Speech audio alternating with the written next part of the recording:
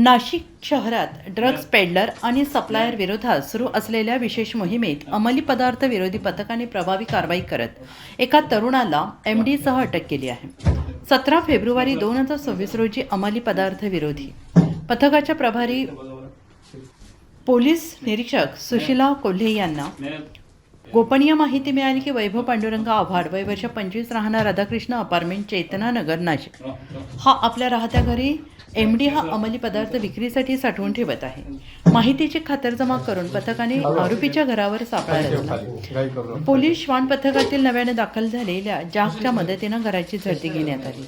झडती दरम्यान आरोपीकडून एकूण 7 ग्रॅम वजनाचा अंमली पदार्थ जप्त करण्यात आला. जप्त केलेल्या एमडीची किंमत अंदाजे 35,000 रुपये असून इतर 25,000 रुपयांचा मुद्देमाल असा एकूण 60,000 रुपयांचा मुद्देमाल पोलिसांनी हस्तगत केला आहे.